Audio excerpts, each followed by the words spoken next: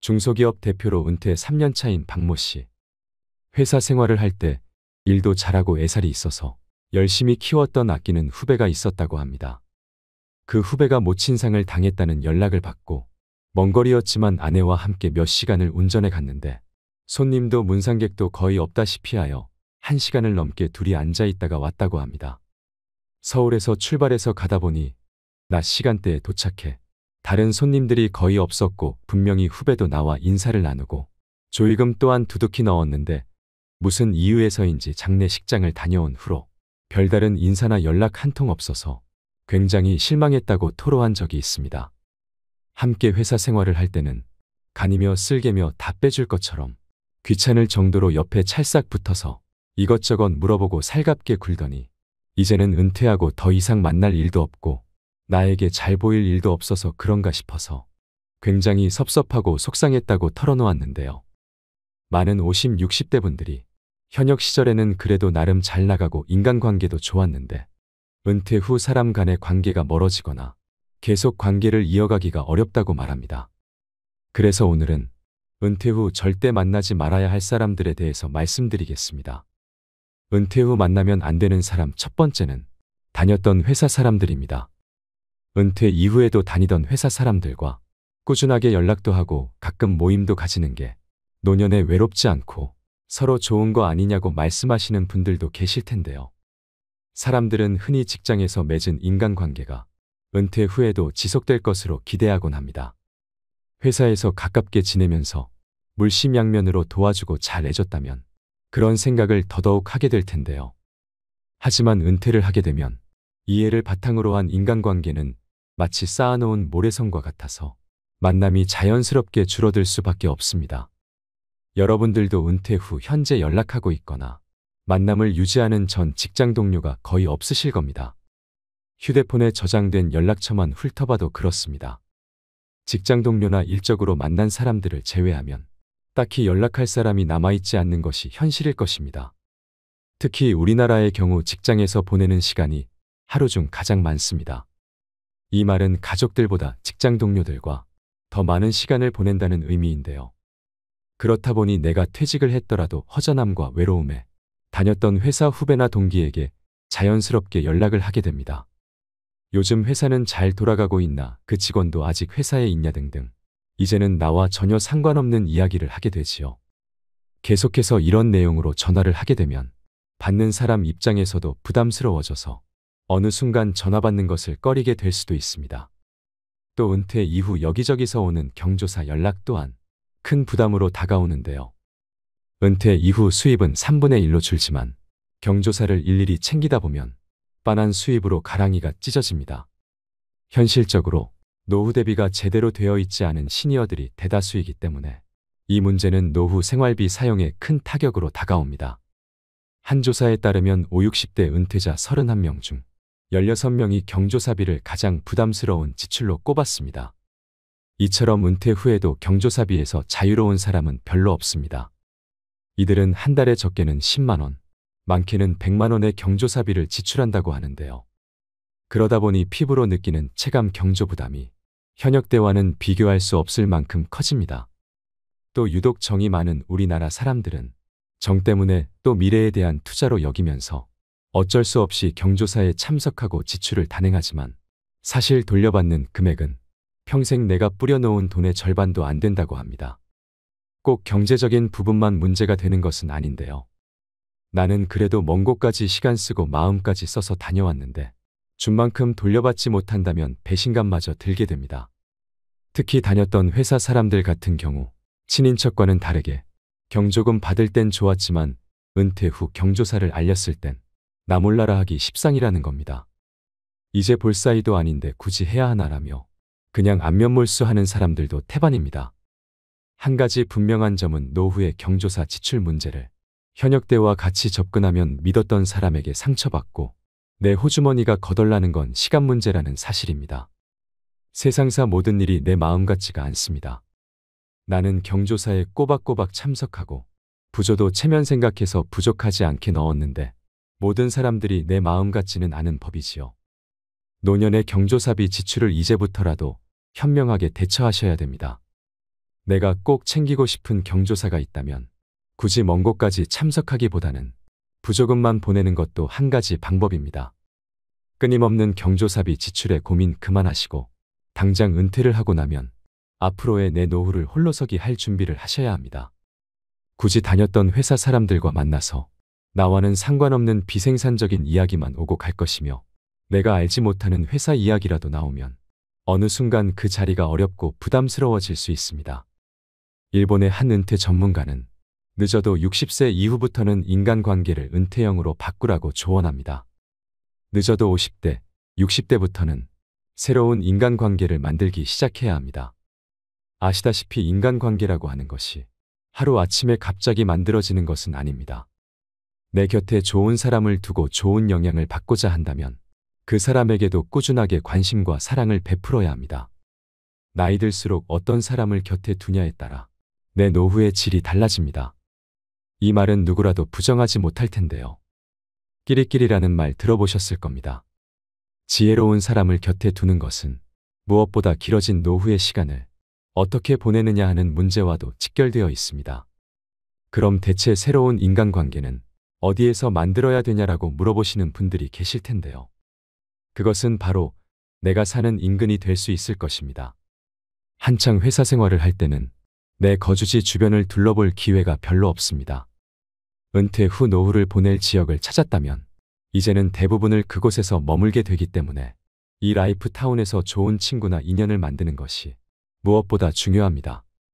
구체적인 방법으로는 근처 복지관이나 도서관, 지역센터에서 운영하는 각종 프로그램에 참여해보는 것이 좋습니다. 또 파크골프나 탁구, 그림 그리기 등 자신과 잘 맞는 활동을 꾸준히 하다 보면 비슷한 가치관이나 관심사를 가진 친구를 만나게 될 가능성이 높습니다. 노후에는 가족과 보내는 시간도 중요하지만 가족과는 별개로 친구와 노후를 보내는 것 또한 무척 중요합니다. 은퇴 후 만나면 안 되는 사람 두 번째, 돈 얘기하는 사람입니다. 일반적으로 은퇴를 하고 나면 그동안 모아둔 노후 자금도 있을 것이고 퇴직금과 같은 목돈이 생길 수 있기 때문에 아무래도 이 시기가 어쩌면 살아가면서 수중에 돈이 제일 많은 순간이 될 수 있습니다. 이 퇴직금이란 목돈은 내가 퇴직하고 나서 새로운 인생을 이모작할 때까지 버티라고 주는 돈이라고 볼 수 있는데요. 퇴직하기 전까지 고정적으로 들어가는 생활비가 있을 텐데요. 예를 들어 한 달 생활비로 300만 원씩 쓰던 것을 퇴직 후 절반 이상으로 줄여야 될 수도 있습니다. 물론 퇴직금 외에도 모아놓은 현금성 자산이 많고 연금도 매달 4,500씩 꼬박꼬박 들어온다면 앞으로 남은 노후가 크게 문제 없겠지만 앞서 말씀드렸다시피 대부분의 은퇴자들은 노후 준비를 충분히 해놓지 못한 분들이 더 많습니다. 그래서 은퇴 후 생활비를 먼저 줄이는 것이 급선무인데요. 뭐부터 줄여야 할지도 모르겠고 막상 줄이자니 딱히 줄일 것도 없어 보입니다.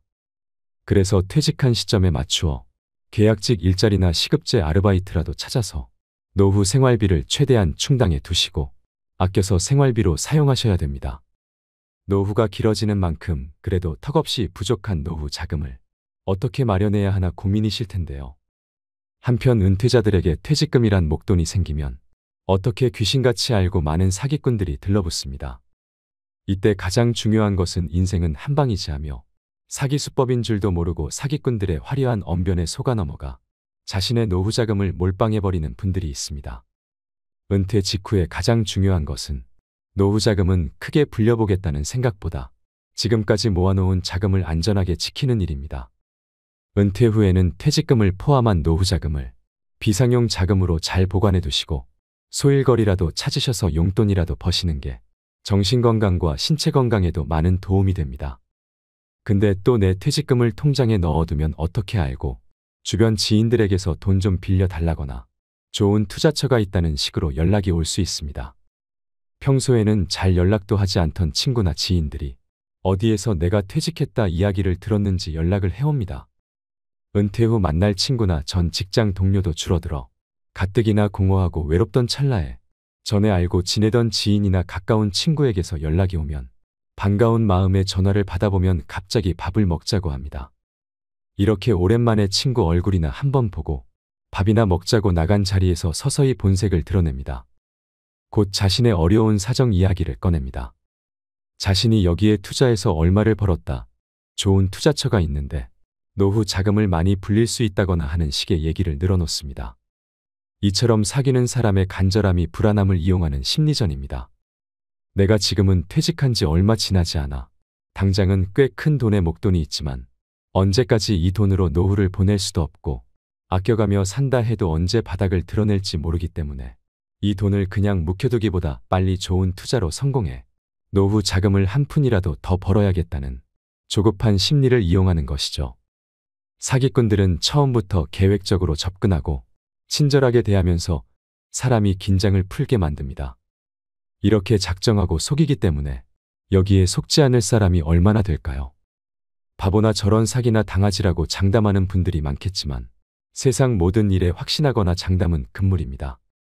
은퇴 후에는 사회와 단절되어 현실감이 떨어지거나 순간적인 인지부조화 등으로 판단력이 취약해질 수 있기 때문에 사기꾼의 표적이 되기 쉽습니다. 이 점을 항상 주의하셔야 됩니다. 보통 퇴직금이나 노후자금 사기꾼들의 수법은 이렇습니다. 주로 오랜 기간 신뢰를 쌓아온 지인 또는 가족 등의 말을 별다른 의심 없이 믿고 투자한다는 점을 이용하여 주변 지인, 가족 등에게 투자를 권유합니다. 이는 전형적인 불법 피라미드 다단계 방식이라고 볼 수 있는데요. 고수익에는 항상 그에 상응하는 높은 위험이 따른다는 평범한 진리를 명심할 필요가 있습니다. 여러분 잘 생각해 보세요. 그렇게 좋은 투자처가 있다면 왜 굳이 나에게 권할까요? 자신이 돈을 그렇게 많이 벌었다는 사람도 마찬가지입니다. 그렇게 고급 정보를 나에게 주려는 사람의 의도가 무엇인지 생각해 보신다면 정답은 정해져 있다고 볼 수 있습니다. 그렇다고 모든 재테크 투자가 나쁜 것도 아니며 돈을 아예 벌 수 없다는 뜻도 아닙니다. 하지만 지금껏 직장 생활만 몇십 년씩 하신 분들이라면 퇴직 후 노후 자금이 점점 줄어드는 것을 보며 마음이 조급해져서 충동적으로 일을 그르칩니다. 지푸라기라도 잡는 심정으로 이 사람 저 사람 만나보기도 하고 소위 전문가라고 하는 말만 번지르르한 사람들을 신뢰하게 되는데요. 우리가 할 수 있는 방법은 마음의 여유를 가지고 차근차근 공부하고 준비해야 된다는 것입니다. 퇴직 후 돈 200만 원 버는 것 참 쉽지 않습니다. 하지만 노후자금 1억 날리는 것은 순식간일 수 있다는 것을 다시 한번 명심하시면 좋겠습니다. 이런 위험에 노출되지 않기 위해서는 은퇴 이후 외롭다고 아무나 만나시면 안 됩니다. 젊어서는 이 사람 저 사람 만나보면서 사람 보는 눈을 키워야 되는 것이고 노년에는 살아온 연륜으로 사람을 가려 사귀어야 됩니다. 이상한 사람과 엮여 내 노후가 망가지는 것보다 혼자 고독을 즐기면서 취미 활동도 하고 가볍게 산책도 하는 것이 여러모로 내 인생에 도움이 됩니다. 그러자면 노후에는 더더욱 홀로서기 할 수 있는 힘을 키우셔야 됩니다. 마지막으로 친구 없이 혼자 편안한 사람들의 특징 4가지를 말씀드리면서 오늘의 영상 마무리하겠습니다. 첫 번째는 나에게 좋은 사람으로 살면 된다는 원칙으로 살아갑니다. 혼자 잘 지내는 사람은 모두를 만족시키려고 애쓰지 않습니다. 적당한 관계라는 원칙으로 마음 편한 사람에게 집중하면 된다는 생각입니다. 그럼 이제 마음 편한 사람에게는 어떻게 대하는 것이 좋을까요? 한마디로 말하면 무조건 잘해주려고 하지 않습니다. 의무감으로 해주는 것과 진심으로 좋아해서 해주는 것은 다르기 때문입니다. 의무감으로 남에게 잘해주는 사람은 피곤합니다. 타인에게 자신의 감정을 들키지 않으려고 말 한마디, 행동 하나에도 주의를 기울이기 때문입니다. 타인은 잘 돌보면서 정작 자신은 돌보지 않는 사람의 마음은 과연 건강할까요? 가장 중요한 것은 나입니다. 나에게 좋은 사람으로 살면 된다는 마음가짐이 받쳐주기에 혼자여도 문제없고 혼자여도 정말 편할 수 있는 것입니다. 두 번째는 도전을 두려워하지 않습니다. 고독을 즐기는 사람들은 나이에 상관없이 의미 있는 도전을 합니다. 자신이 이루고 싶은 꿈, 목표가 있으면 실행에 옮기는 추진력이 있습니다. 자신에게 집중하는 시간이 많기 때문에 자신이 진짜 무엇을 원하는지 잘 알 수 있습니다. 나이가 들수록 나만의 취미생활과 배움의 끈을 절대 놓으시면 안 됩니다. 평균 수명이 길어진 지금 단순히 오래 사는 것을 목적으로 삼기보다는 여생을 얼마나 아름답고 가치 있게 사느냐가 관건인 시대이지요. 요즘엔 여기저기서 혼자서도 재미나게 사는 어르신들의 이야기가 많이 보입니다. 그 중에서 여러분들께 도움이 될 만한 분들의 글을 한번 가져와 보았습니다. 댄스 스포츠를 배우고 있는 김순옥 씨는 이렇게 말합니다. 주변에 은퇴하신 분들을 봤는데 아직 할머니, 할아버지라고 하기엔 너무나 젊고 건강한 분들이 많은 거예요. 결국 외적인 부분도 중요하지만 정신적인 부분도 테라피가 필요하다고 느꼈죠. 오래전부터 댄스 스포츠를 취미로 하고 있었는데 그게 제격이다 싶었어요. 음악이 지니는 치유 효과와 더불어 춤을 통해 전신 운동이 가능하니 너무 좋잖아요. 제가 느꼈던 그 매력과 즐거움을 전파하고 싶은 마음에 주변 사람들에게 추천하고 있습니다. 김순옥 씨의 말처럼 무엇인가 배우고 즐기겠다는 생각으로 시작해보세요.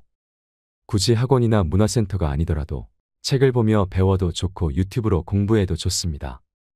무슨 취미든 본인에게 맞는 것을 하면 됩니다. 세 번째는 모든 사람들에게 인정받으려고 하지 않습니다. 혼자 잘 지내는 사람들은 인간관계에서 모든 사람들과 잘 지내려고 하지 않습니다. 그리고 모든 사람들에게 인정받으려고 하지 않습니다. 서로가 다르다는 것을 인정하고 서로가 맞지 않는다면 그것 또한 인정합니다. 내가 사람들로부터 인정받고 싶은 마음이 없으니 자연스럽게 타인의 기대에 맞춰서 살 필요가 없는 것이죠.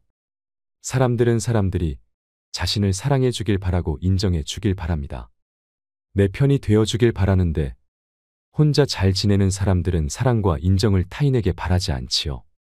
내가 상대에게 바라는 기대와 바람이 없으니 실망할 일도 없습니다. 인간관계에서 오는 소외감, 외로움도 없지요. 외로움은 혼자 있어서 느끼는 것이 아니라 상대에게 이해받지 못해서 외롭다고 느낍니다. 그러니 가족이 있고 연인이 있다고 해서 외로움을 안 느끼는 것은 아닙니다. 혼자서 행복한 노후를 보내기 위해서는 남에게 인정받고자 하는 마음부터 버리셔야 합니다. 네 번째는 자신의 시간을 관리하는 능력이 뛰어납니다. 언제 일어나서 어떤 시간에 무엇을 할지가 명확합니다. 혼자 잘 지내는 사람은 나이 들수록 하루의 계획을 세우고 계획에 따라 실천합니다. 스스로의 시간을 즐기고 자유롭게 자신의 일정을 잘 관리하고 효율적으로 일을 처리합니다. 자신의 성장을 위해서 운동도 하고 마음도 관리하며 책도 읽습니다. 남는 여가 시간에는 다양한 활동을 즐기면서 새로운 인연을 만들어 나가기도 합니다. 취미 동호회나 다양한 모임에 참여하여 자신의 관심사를 공유하고 새로운 친구를 만들 수 있습니다. 혼자 잘 지낸다고 해서 사람을 기피하는 것이 아닙니다. 때와 장소에 따라서 사람들과 잘 어울립니다. 또한 이를 통해 자신의 자립심을 강화할 수 있으며 자신의 목표를 달성하기 위해 노력합니다. 내가 무엇을 했을 때 행복감을 느끼는지 잘 알고 있습니다. 혼자 있는 시간에 목표로 한 것을 차근차근 이루어갑니다. 보통은 나이가 들어서 무언가를 다시 시작한다는 것에 대한 두려움이 있게 마련입니다. 그러나 고독을 즐기는 사람들은 평소에 꾸준한 내적 성찰로 내면에 힘이 있으니 자기 확신이 있습니다. 이런 내적 힘이 나이에 상관없이 또 두려움 없이 자신이 원하는 것을 포기하지 않고 이루어 갈 수 있게 만드는 원동력인 것입니다. 오늘의 영상 어떠셨나요? 여러분의 행복한 노후 설계에 도움이 되셨길 바라며 영상이 좋으셨다면 소중한 분들에게 추천과 공유 부탁드립니다. 오늘도 노후의 지혜와 함께 해주셔서 감사드립니다. 황금빛으로 무르익어가는 여러분의 지혜로운 인생을 언제나 응원합니다.